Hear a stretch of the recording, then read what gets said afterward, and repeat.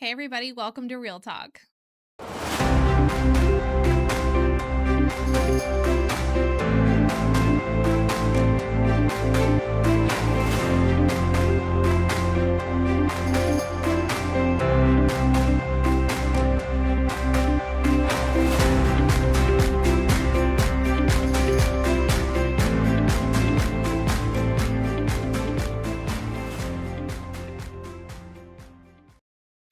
Well, we're excited today to have as our guest Christina Crist. She is the executive director of the Team of Mercy. That is a local nonprofit that assists individuals that have lost a loved one to suicide. So welcome, Christina. Thank you. Can you tell us a little bit about Team of Mercy? Absolutely. So first off, I want to say that we provide the prevention as well as postvention.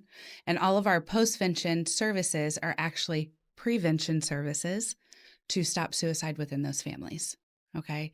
So what that kind of looks like is we meet people where they're at. And sometimes that means that, the state police or county police, local police are giving our information because a trauma scene cleanup needs to be done. Right. So we are partnered with a local restoration company, locally owned, that will go in and do that for the families. And the reason why we do that, and it might be one of our most important services, is because studies show that individuals that have lost a loved one to suicide and are left to their own devices to clean that up, and if it's a horrific scene, their risk to repeat suicide over 300%. Wow. You said that when you said you made the statement to prevent suicides from not happening in that family continuing. Is that connected to that? So 100% that's connected to that, right? So we want to prevent that. Not only is an individual suffering because suddenly their loved one has made the decision to take their life. I don't mean to take away from any other death. Death hurts. Doesn't matter if it's an accident, a terminal illness, fill in the blank, right? But there is another layer when it is suicide. It's a different grief, okay? Because our loved ones have made that choice. Why? We can talk about that later. But so they are dealing with that. And then on top of making, having to clean up a scene. And I'm talking a scene such as a gunshot, something that is going to be leaving body matter behind, or a very graphic scene. So they are at risk to repeat suicide over 300%. That could be days later, months later, years later. But that's ensuring that they are going to really be struggling with that ideation. Yeah. Let me ask this question, because I have not experienced losing a loved one to that. Okay. I have had one conversation with an individual who the suicide took place in a vehicle, and it was their family vehicle, and they had to keep the vehicle. Yep. So they called family members in to clean the vehicle. So that whole thing that you're saying right now is I'm like mind blown, because I didn't even because you don't know that you're going to have to need that service. You don't know what you don't know until you know it. Until you know it. Yeah. And that is the absolute, that's why we exist, right? Those are the reasons why we exist and we do what we do, because you're adrenaline, you're a family member, you're a loved one, and you may not be that like one step away. You might be 3 steps away from that person that died by suicide, right? Is that making sense? Yes. That you want to come in because you love them all, right? Your adrenaline's pumping. I can do this, right? This is something I can do to help. Because when we lose somebody, what's our first thing? What can I help with? Yeah, you want to help. Right? That it's like instinctual in us. So you want to go in, you want to help, not knowing what that's going to do to you. Yeah. I do not care who you are. There is no way you can unsee what you've seen. No way. And you have no idea how that's going to affect you, right? You're doing it from the goodness of your heart, or, wanting to help and those types of things. But now you have put yourself at risk and didn't even know it. So do they reach out? I mean, I know we'll probably get to this. I'm just kind of. That was going to be my question. Yeah. How do they get there? Yeah. How do they get? How do you? Who puts in? How does that? How does that connection happen? Yeah. Great question. Okay. So that's why we work with the police officer so closely. Literally right now, as we speak, there is training going on at our police department that Team of Mercy is a part of. It's a crisis intervention team. And I am one of 3 people that are certified in our area. And it's a 40-hour training for police officers, right? So tomorrow's my day. I get to go in, I get to train them on suicide prevention and things like that. And they get our information. They know who we are, all of those types of things. And I've been involved in that for several years. So police, definitely word of mouth. Number one, I mean, it's really word of mouth. We are, I would like to say, well known in our area because of the work that we have done. So typically, probably 9 times out of 10, it's going to be a loved one of the family that has been given information or something like that that calls on behalf of the person that's been directly affected. And that other 1% is probably law, some sort of law has made the call. Okay. Now, is Team of Mercy a national program or is it specific to this area? It is local. It is a local. Our founder lived in Vigo County and lost her father in a fashion that needed a grave amount of cleanup in Kentucky. And that restoration company took grave advantage of that family. Okay. I mean, grave advantage financially. And I mean, it's financial abuse, really. And so she started the paperwork of the 501c3 to do the trauma scene cleanup because that's how her family was affected. Wow. And then shortly thereafter, my 15-year-old daughter, Hannah, took her life and it rocked our community's world, right? They're like, oh my gosh, a 15-year-old. I mean, it was very, very public. So the founder had actually came to Hannah's funeral, and I thank God for that because I wouldn't be where I am today without that. So that's how Team of Mercy services have grown because I was asked the question, what are you going to need? What do you need? And I had enough life experiences in me to know that I needed to be around like-minded people. I didn't need a trauma scene cleanup. My daughter chose to hang herself, which there was no horrific scene behind, right?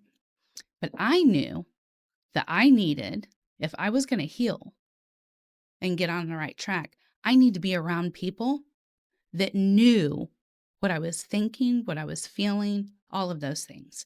So there was the birth of our support group, which started right away, and I have not looked back yet. And we're 11 years later.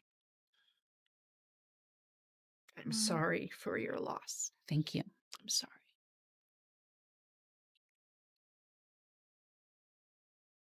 I think it makes such a huge difference. You know, we talk about lived experiences, and it's one thing to train on markers and things that you need to be looking at, and then it's another thing to look into the face of a mom, of a parent who's lost a child, and can say something that was so powerful, which was, I had enough life left in me and experience left in me to know if I don't do something different, this is going to not end well. Yeah. So, well, you know, you shared that statistics with your daughter, and you said that was 2015? 2013. 2013. So what are the, you know, we're streaming from Indiana. We have some national statistics here, but what are the current statistics for suicide? So it depends on what site that you go on, right? But and the ages fluctuate. So I might be off just like 1 or 2 years, okay? And when they collect data, it takes 2 years.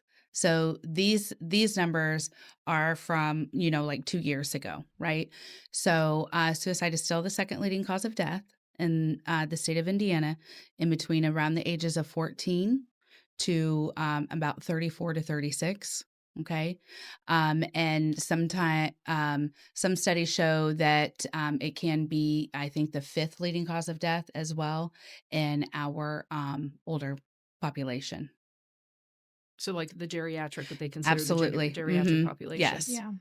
When terminal illness and those types of things usually kind of come in, or retirement, you know, they've lost their spouse. things like that. Mm. So I want to hit on something because we've talked about in some of our other episodes, and you said it, our topic here is mental health and what mental health can do. And like you said, sometimes we may know why our loved one chooses that route, and sometimes you never know why they choose that route. So one of the questions one of the statements that you made earlier was, I'm glad no one said XYZ to me.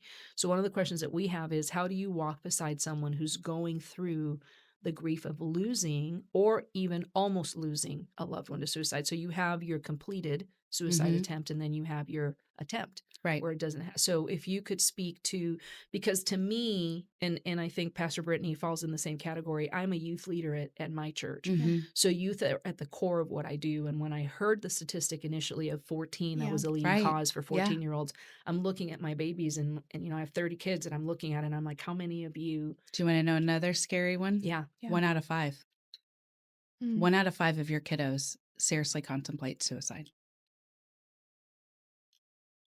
So how do we, so let me maybe go a step before the contemplating or the actual completion of suicide. What are the conversations that need to be had? Yeah. If we're looking at 1 out of every 5, The preventative piece the preventative piece of that, because you said you do post, pre, what does that look like? Right. So, Brittany, I heard you in the finishing up the other podcast, and you were really touching on the things, and it is as simple. It's very simple, but it's not easy, right? Communication, just sitting there and talking, giving somebody your time. And with our youth, let's think about our youth right now. How often can you have an eyeball to eyeball conversation with them?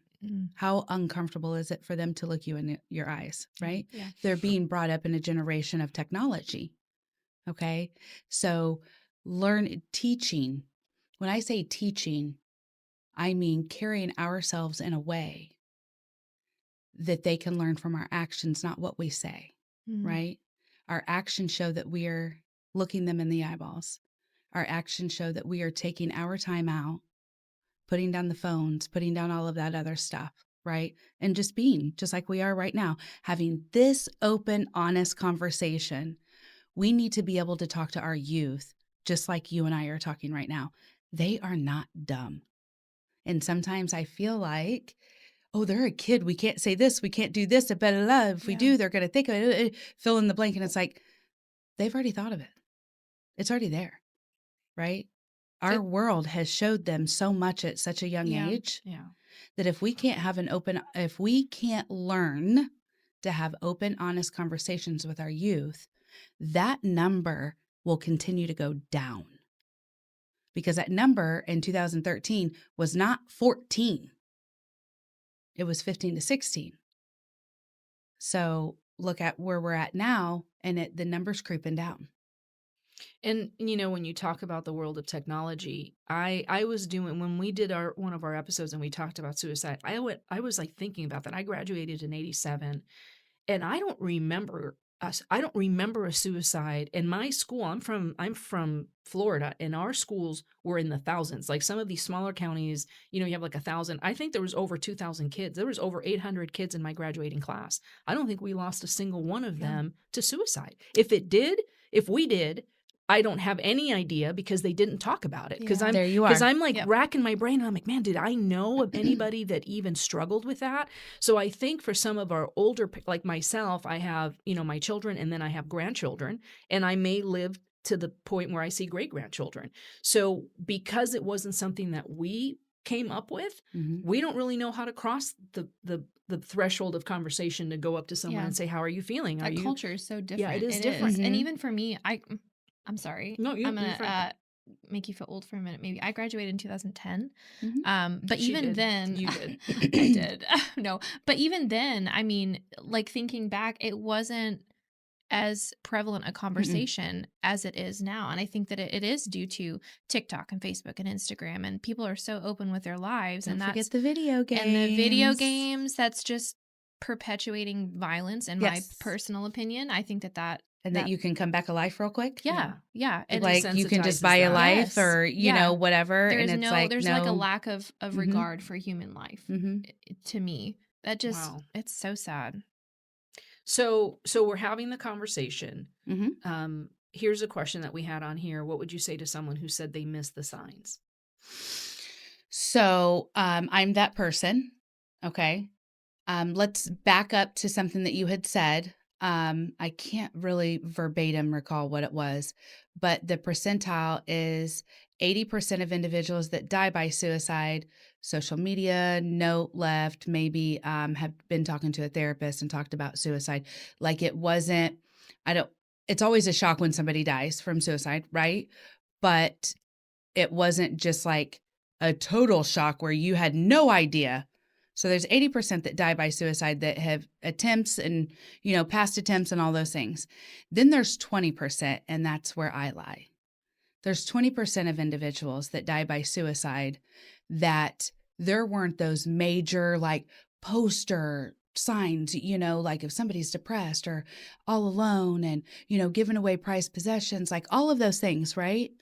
There's 20% of individuals that there's a low key like sign. Like, for example, Hannah's was the only thing that we can think of is 2 weeks prior to her death. She had a best friend since first grade. I mean, they were thick, like always together, right? Always together, did everything together. They were growing up together, and she was on her friend's bed, and her friend to this day is, I mean, she's messed up about it. And they were just having girl talk. And out of the blue, Hannah just said mid sentence, "Would you miss me if I were gone?" That's the only thing that we can say there was a sign. So you better believe every time I teach QPR, my suicide prevention training, I mention that because I don't blame her best friend at all. We didn't know what we didn't know. Right. Yeah. Right? Hannah did not let us in. I have no idea what her thought process was at all. I mean, I did a prison search in her room. Like prison guards would be they might want to hire me. Pulled up carpet, looked in the mattress, I'm sure went you're through, desperate. You're right, desperate went to through figure it every out. single piece of paper. You know us girls. Yeah. She still had notebooks from Woodrow Wilson, writing her name, her middle name, and his last name, Yeah. like that kind of stuff. That was in there. Not one time in any of those papers did I see, I want to die, I don't want to be here, none of that, right?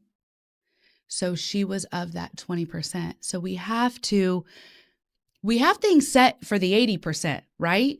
The 80% are seeing counselors. The 80% are, have gotten help at some point in time. It might not be working, might not be the proper help. They might not be properly diagnosed, all of the above, and we still might lose, and we do. But that 20%, what are those signs and symptoms? It's different. Suicide doesn't discriminate. I don't care who you are, Right. what you have, what color, what demographic, anything, fill in the blank. It does mental health. That's what it boils down to. So how do you consolidate that as a parent who did the prison search, who pulled the carpet, who read every note, every sticky, went through everything, and at the end of it, my daughter's gone and I still don't know why?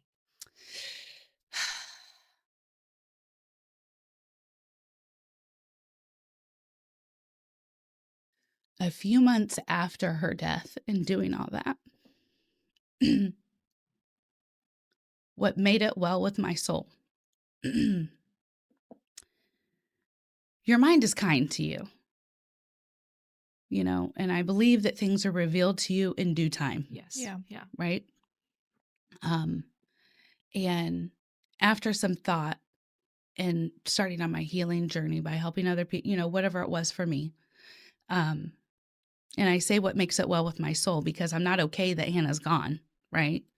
But I've accepted it and it is well with my soul. And the reason why I do what I do today is because of that silent battle she had. I believe wholeheartedly that she had an internal struggle that she could not talk about. So which leads me to the word stigma.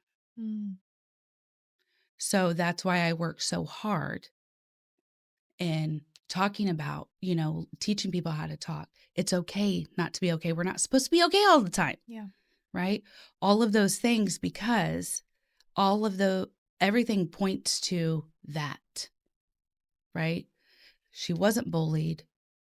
All of those other things, we can talk about all of that, but there's no facts behind that.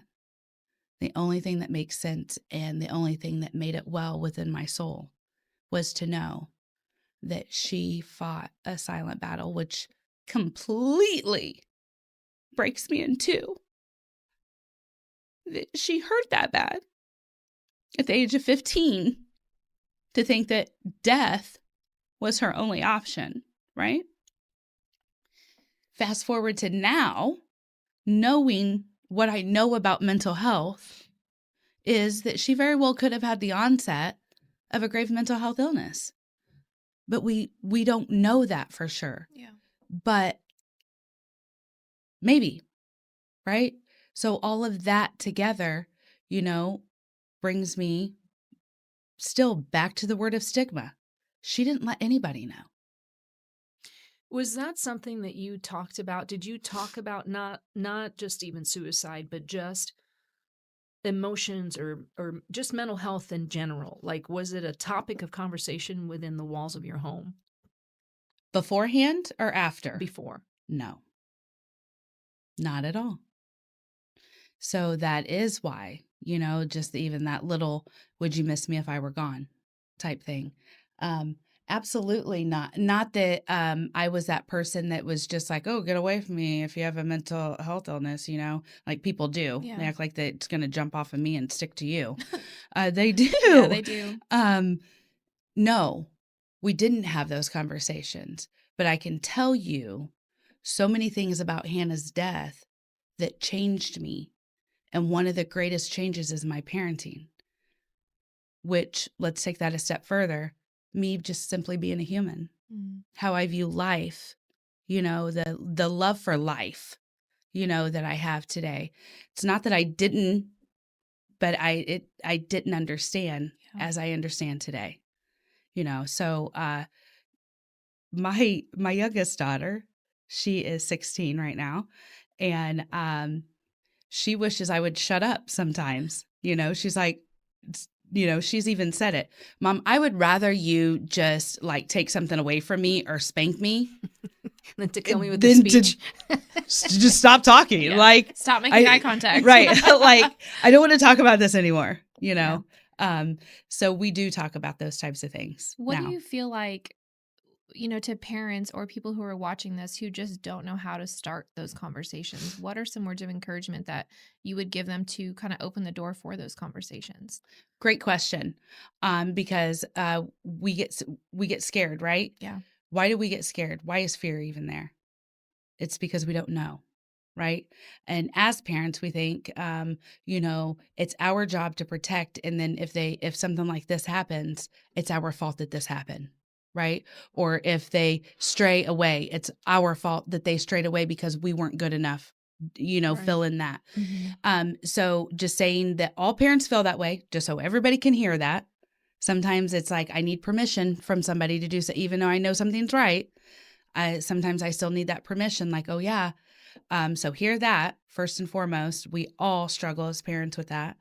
But seek somebody out. I am a firm believer in it. And the reason why is because I utilize this in my own life. Find somebody in your life is going through or has gone through what you're about to. Okay. Ask questions. That was never taught. I was never taught growing up to ask questions. Right? Even generations before that, you didn't dare ask questions. Right. Mm-hmm. Jovi, you were saying like when you went to school, like you didn't know of anybody and you had thousands of kids, right? I guarantee there were suicides, right? Not as much as now, right? But if we're looking biblically, suicide has been around since the beginning of time, right? So it's always been there, but not talked about. Yeah. right? So why do we have more suicide now? We have more people, we have more problems, we have to fill in the blank. That's why we have more suicide now.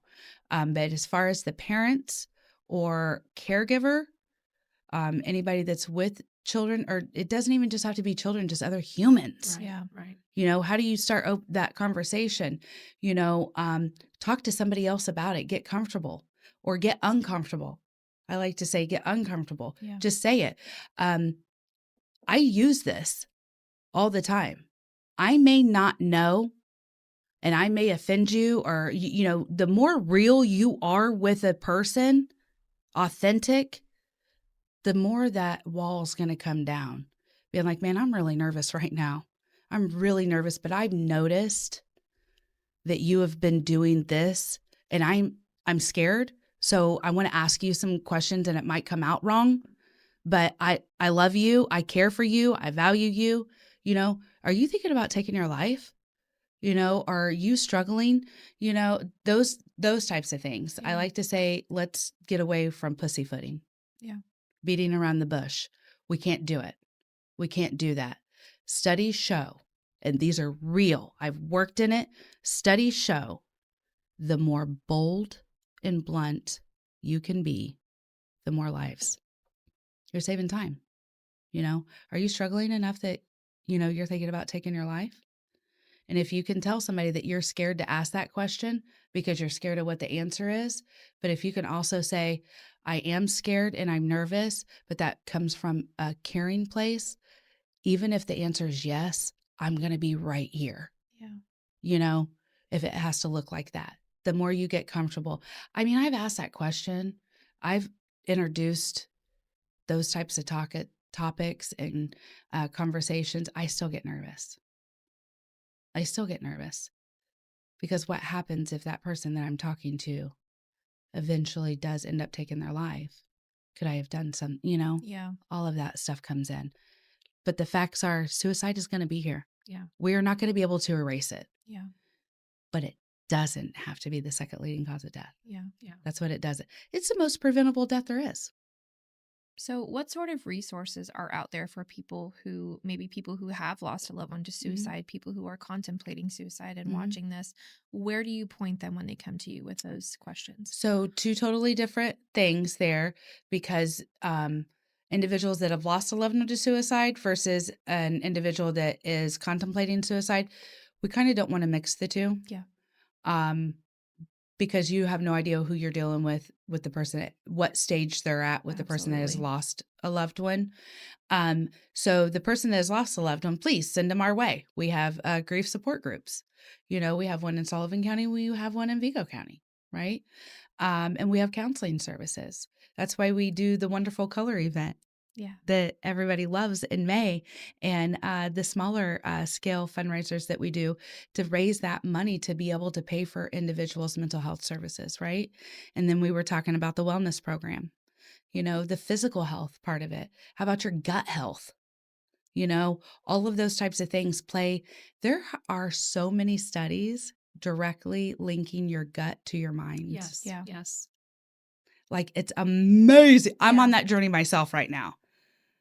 Right now, not doing so hot with it. Okay. But you're on it. I'm on journey. it, You're on man. the That road. sugar. Woo! I want sugar with everything. Amen, girl. Sugar in my coffee, sugar in Yeah, my sweets. right. Sugar in Everything. my water, but Yeah. whatever. I just want a slice of cake all the time.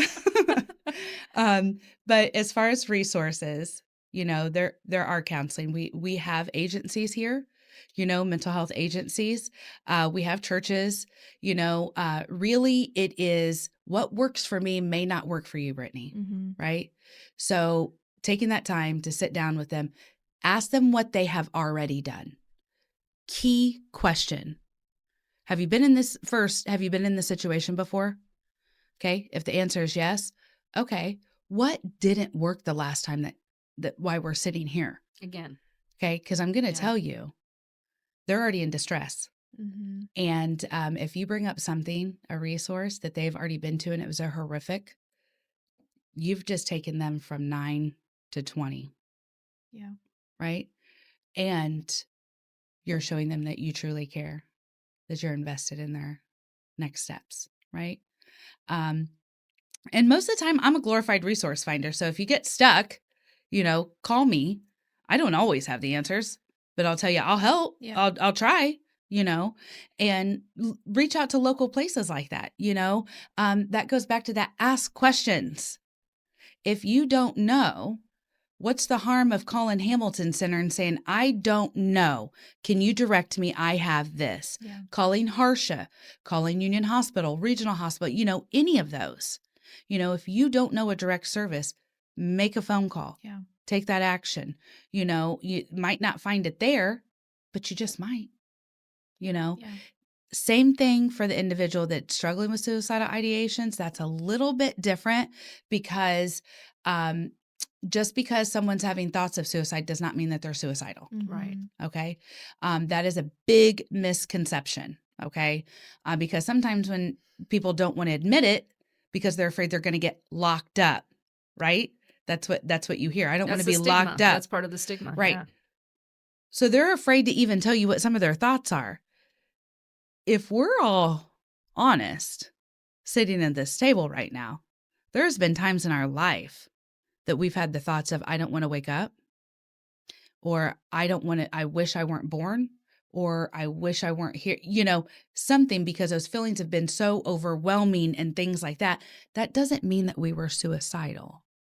That means that we were dealing with something really heavy that we had no idea what the next steps were. Right. Mm-hmm. So normalizing that type of conversation and making people feel okay with not being okay. Yeah. Right? Breaking that stigma. Because then they clam up, right?